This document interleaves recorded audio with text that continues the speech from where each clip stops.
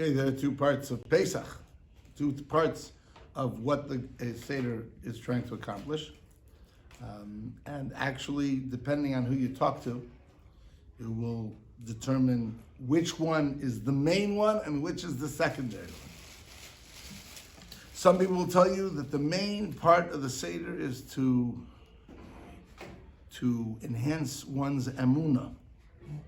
Emunah meaning is belief in the Ribbon Shalom. When you reenact the idea of Yetzias Mitzrayim, as the Ramban says at the end of Parshas Bo, that it has all of the main concepts of Judaism inside Yetzias Mitzrayim.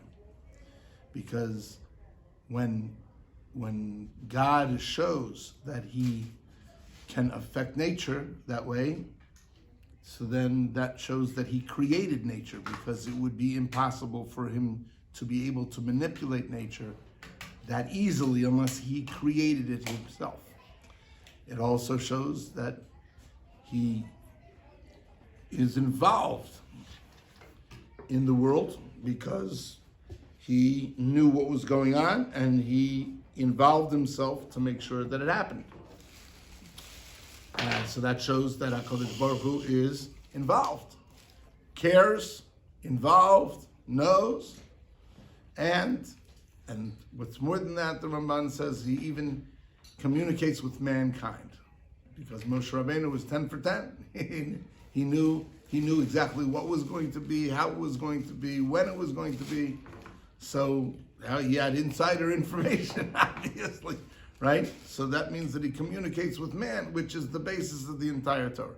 So all of these things are major concepts in Jewish thought. So Yetzias Mitzrayim has in it inherently all the main things of Emunah. That's one aspect.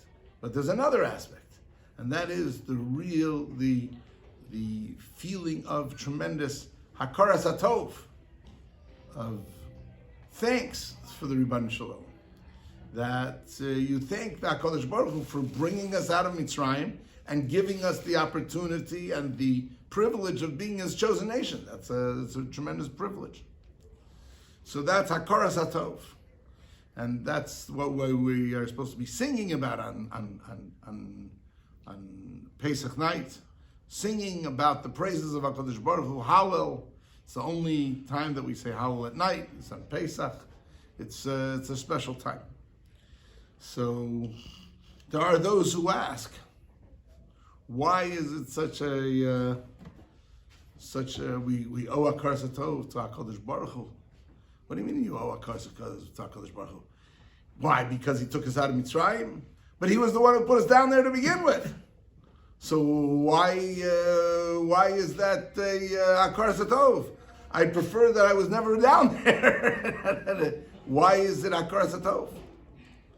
So the correct answer to this is there's more than one possible answer, but the Ramchal, Rabbi Netzach, explains that we would not have been able to get the Torah had we not gone through Mitzrayim, because we had too much negative baggage still. And even though that we had Avram Avinu and Yitzchak and etc. and the Avos, but we still had to rid ourselves of certain things in order to be able to stand by Sinai. And Mitzrayim was the crucible by which that we got through that. It would take too long for us to elaborate upon why that was and how that was. But suffice it to say that the crucible of Mitzrayim, the experience of being in Mitzrayim and then coming out of Mitzrayim, made us worthy and capable of then standing at Sinai and accepting the Torah and becoming God's special people. Without that entire experience, that includes the going down, the slavery, the servitude, the whole 9 yards, plus the redemption thereof, that was all part of the grand scale plan of being able to become the nation of God in the world. So that all is part of our curse. That's all part of it. I'm actually makir tov on the slavery, as funny as that may sound. It was good for me to have the slavery, even though that we don't like that idea, right? Obviously, it wasn't pleasant, but sometimes, even if it's not pleasant, it may be good anyway.